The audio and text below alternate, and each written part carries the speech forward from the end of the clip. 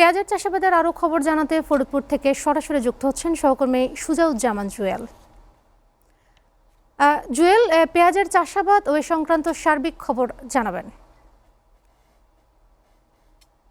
রোদেলা, আপনাকে ধন্যবাদ। আপনি যেমনটি বলছিলেন যে ফরিদপুরে কিন্তু এই পেঁয়াজের যে বাজার, সেই বাজারটা কিন্তু ফরিদপুরের সবচেয়ে যে বাংলাদেশের মধ্যে বড়, সেটি কিন্তু এই ফরিদপুরের দ্বিতীয় অবস্থানে রয়েছে। সেই ফরিদপুরে কিন্তু এখন পেঁয়াজের যে চাষাবাদ, সেটা কিন্তু ভরা মৌসুম চলছে।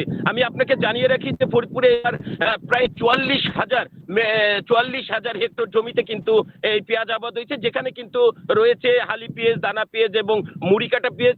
তবে আপনাকে আরেকটি তথ্য দিয়ে রাখি, সেটা যে মুড়ি কাটা পেঁয়াজ, সেটা কিন্তু এখন তুলছে চাষিরা, এবং বাজারে যেটি পাওয়া যাচ্ছে সেটি হচ্ছে মুড়ি কাটা পেঁয়াজ। এছাড়া হালি পেঁয়াজ এবং দানা পেঁয়াজ যেটা রোপণ চলছে, আমাদের ফরিদপুরের এবছরে হালি পেঁয়াজ প্রায় 38,000 হেক্টর জমিতে হালি পেঁয়াজ রোপণ করা হচ্ছে। এছাড়া দানা পেঁয়াজ প্রায় 2,000 হেক্টরের মতো দানা পেঁয়াজ রোপণ করা হচ্ছে। এবং এই যে আর এক সপ্তাহের মধ্যেই জানিয়েছে চাষিরা যে এক সপ্তাহের মধ্যেই এই হালি পেঁয়াজ এবং দানা পেঁয়াজ রোপণ সেটি শেষ হয়ে যাবে।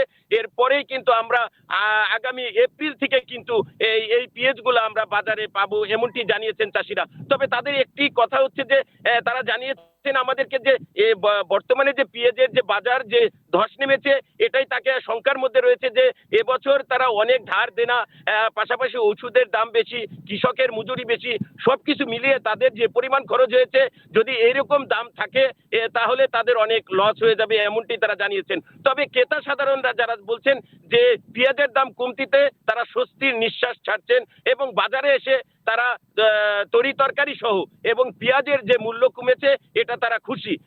এই সবকিছু মিলে আমি আপনাকে এই ফরিদপুরের যে বাজারের পরিস্থিতি, এইরকম স্থিতিশীল থাকলে সাধারণ মানুষ, কৃষক সবাই মিলে ভালো থাকবেন, এমনটি জানিয়েছেন। আমি এখন দাঁড়িয়ে আছি ফরিদপুরের অম্বিকাপুরের হালি পেঁয়াজের যে মাঠে, সেখান থেকে সর্বশেষ তথ্য আপনাকে দিলাম। চলে যাবো আপনার কাছে স্টুডিওতে, রোদেলা।